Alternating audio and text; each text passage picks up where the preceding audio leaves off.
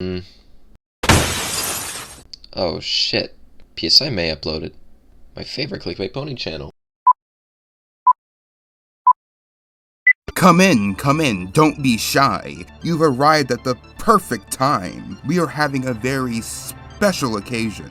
No, we are not watching a horror movie to celebrate the Halloween season, but we're going to be looking at a true horrific travesty. My Little Pony the movie. What a poor creature. So much potential, but the wretched hand of life ruined it, and the only safety it had was in death. But tonight, we are going to give this work of art another shot. But how, you may ask? Well, come up to the lab and see what's on the slab. I see you shiver in anticipation. Say it! For tonight, we bring the dead back to life. CXED set the sonic transducer to program 8. Program 8? And secure all levels at 0. 0! Yes! Rise! Rise, my beautiful monster! It's alive! It's alive! Our movie begins with a very gentle reel of production logos as the orchestral score starts. We fade into a grassy field as the camera pans forward, progressively rising over the treetops. As the score crescendos, we emerge out of the branches and into the sky. Below us in a bird's eye view shot is Ponyville, as the iconic My Little Pony melody plays in all of its cinematic glory. We then see Rainbow Dash in a multicolored streak zoom into the town, pulling the audience in with her, as we cut to an on-the-ground perspective of Twilight Sparkle looking up to see Rainbow Dash flying towards her castle. Twilight ponders what Rainbow Dash is in such a rush for, to which her dragon assistant Spike tells her that whatever it is, it must be important and they should get over to the castle right away. Twilight agrees and begins to head over, but stops when she sees two ponies bumping into each other, one breaking a fancy vase of flowers and the other having soil ruin their new clothes, to which the two would begin an argument. Twilight says it could wait for just a little bit as her duties as the Princess of Friendship calls, helping the two squabbling ponies. This begins our first musical number, a bit of exposition explaining the magic of friendship and her role as the princess to ensure harmony for all creatures in Equestria. This is just to make sure that people who might have not watched the show are caught up. But as the song progresses, Twilight's arrival to her friend becomes a daunting task, as she is stopped to help out more ponies. The stress gets to her a bit, but by the end of the song when she finally reaches the castle, she reminds herself that there is no point of being the Princess of Friendship if you can't make time to be with the friends you love so dearly. As she opens the door, she is caught off guard by the smiling, cheering faces of many of her friends and family, as they had planned a surprise birthday party for her. Twilight had completely forgotten her own birthday between her tasks as the princess. We get a little montage of the party as well as a continuation of the song, now with her main friends involved as we get an introduction to their personalities and dynamic. As the brief reprise ends, Twilight stands amongst the friends and family here with tears in her eyes, as she gives a speech that she would not be the pony she is without them, and that she promises to never leave their side. Twilight begins to get overwhelmed with emotions, as an aura of uncontrollable magic forms around her, very similar to the experience she had when she was just a foal in the episode Cutie Mark Chronicles. Twilight's parents rush up to tell her that it's alright, to try to focus on her emotions before she turns everybody into a plant again. Twilight, being more mature and in tune with her powers, focuses the aura into a massive magical beacon that shoots out of the roof of her castle. When she comes down from her unexpected swell of energy, she apologizes to everyone, to which they all comfort her, telling Twilight it's alright, it's not the strangest thing they've been through after all. Discord tries to lighten the mood in the most Discord way possible by saying that he hopes that his chaotic antics were the strangest thing they've seen, as he uses his magic to turn the hole in the roof into a laughing mouth.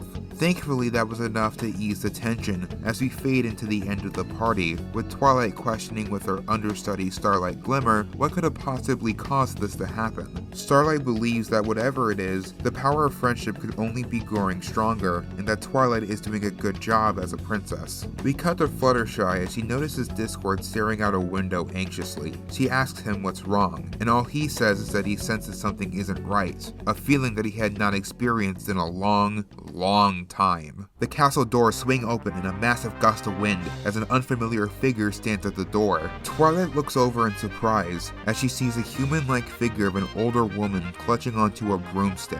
Her cold cackle echoed through the castle walls as she introduces herself as Hydia, and she is glad to finally meet Twilight. Discord snarls as he doesn't want to waste any time, snapping his fingers to summon his pal the Smooths, trying to flood the witch out of the castle, but with a flick of her broom she was able to blast back the Smooths, covering Discord in the green goop. Starlight runs up as he tries to capture Hydia in a crystallized spell, but she would shatter out like a grenade, shrapnel going everywhere, with Twilight protecting them all in a magical shield. When the shield dissipated, Discord, the Smooths, and Starlight were all trapped in a prison spell conjured by Hydia. Hydia says in a twisted voice, to protect her loved ones, Twilight would have to come with her. As one last nail in the coffin, she would capture Twilight's parents as well, fearful in the small cell they were stuck in. This angers Twilight, and without a thought she flies over to fight Hydia, planning to teleport them far away from Ponyville. But then Rainbow Dash rushed in to push Twilight back into the friend group as they teleported away from the castle. Furious, Twilight asks Rainbow Dash why she did that. Rainbow Dash stammers for a bit before Applejack comes to her defense, saying that if she took out Discord and Starlight with ease, fighting her so recklessly would be a trap.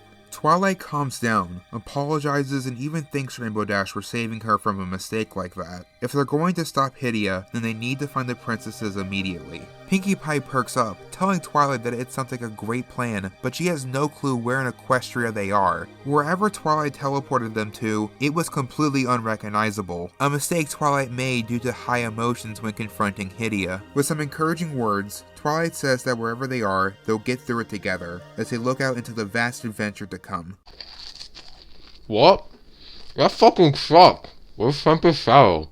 So, let's talk. To figure out what I wanted from a rewrite, I had to first figure out my issues with My Little Pony the movie. For starters, the complete abandonment of the seasons prior. It tried to play it so safe, making a movie that anybody could watch regardless if they've seen the original series or not. This would be fine if it wasn't for the fact that we were 7 seasons in coming into this movie. And there is one character at the center of all of this which creates the biggest challenge for new audiences: Discord. Discord is too weird of a character to introduce casually to new audiences, but too important to the series to cut out. But they had to go with one option, and I think it hurt more than it helped. You think for a character who played a critical role in the arcs of Twilight and Fluttershy, 2 of our main characters, and is one of the most powerful creatures in Equestria, that he would at least play some role in the movie. But no, the best we got is a cameo in the credits. Like, dude, where were you when Equestria was going to shit? Your best friend and apparent future wife was in danger. So I decided to kill 2 birds with 1 stone and have our main villain be inherently connected to Discord. You see, Hydia isn't a witch or a human, but a creature from his dimension. Much like Discord, she is born from a concept or trait of life, but instead of chaos, Hydia manifests through power. Meaning the more powerful the magic of Equestria gets, the stronger Hydia becomes as well, with Twilight being the perfect conduit of power she needs to conquer the universe. Our main story is split into 2 plots, the A plot following the main 6 plus Spike, and the B plot focusing on the character stuck in Hydia's dungeon as they banter with her ideology.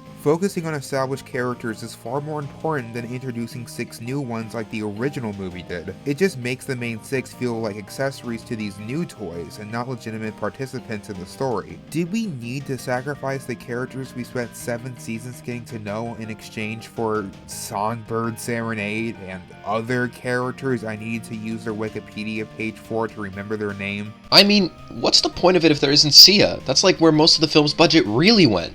Like, I've watched this movie a couple of times, and with a gun to my head, I could not tell you what this bird's name is. Especially with the main 6, I want each of them to have their own moment to shine in the movie, displaying their elements and showing why they're such important friends to Twilight. This would all come ahead at the emotional turning point in the movie when Twilight learns the hardest lesson of friendship. If you love someone, let them go, as she surrenders herself to Hydia to protect her friends. I think this would be a better third act breakup, as it doesn't require completely assassinating our characters for the most generic children's movie trope ever. But friends, we have 2 twists up our our sleeve. The first twist is when Hydia tries to take Twilight's magic. You see, Twilight isn't the magic of friendship herself. The magic of friendship is completely worthless without the friends that she made. This makes Hydia's goal of total conquest impossible, as it would require her to share some of her powers to others, thus negating her self-appointed purpose in life. This brings us to twist 2. In the final battle against Hydia,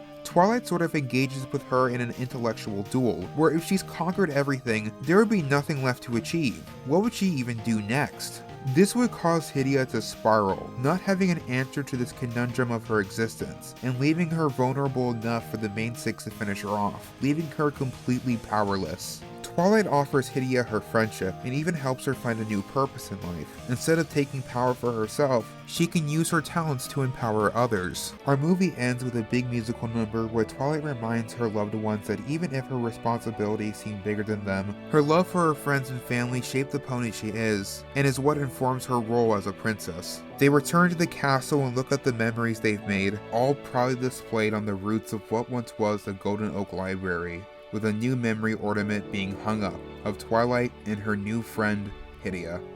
The end.